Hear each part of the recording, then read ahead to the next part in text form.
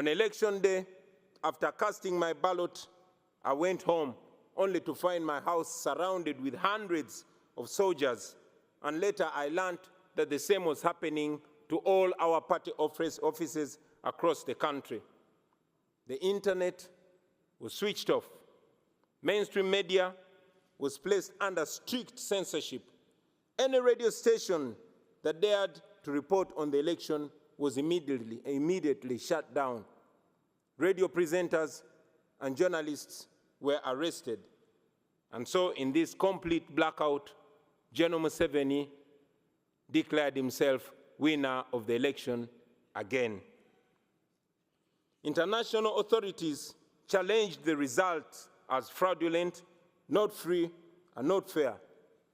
But I remained under house arrest for the next 11 days.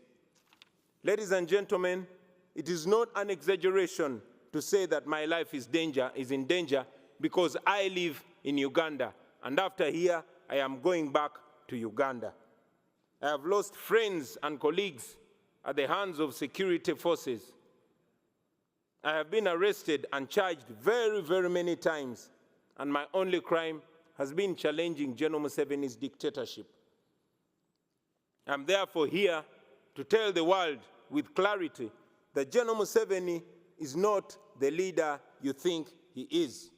He is a threat to the people of Uganda, and yes, he's a threat to the entire region. The international community has already recognized that the 2021 election in Uganda was neither free nor fair. And it's important that these words are followed with firm actions.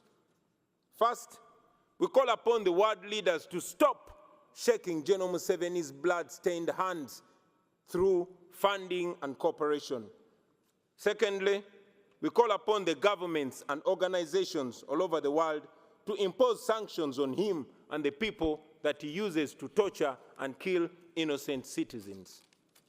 Thirdly, we call upon all those who value democracy and human rights and the rule of law to isolate General Museveni because he has distinguished himself as an excellent violator of human rights who has no respect whatsoever for human life and human dignity. And fourth, we ask you to support our demands for accountability for the crimes against humanity that he has committed and continues to commit against the people of Uganda.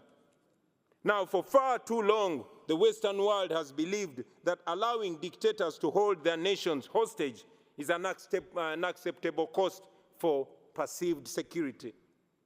Leaders who tolerate dictators and treat them as legitimate partners are complicit in their crimes.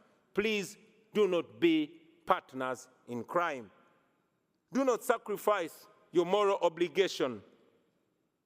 Do not sacrifice your moral obligation for short-time convenience. Please stand on the right side of history. I thank you.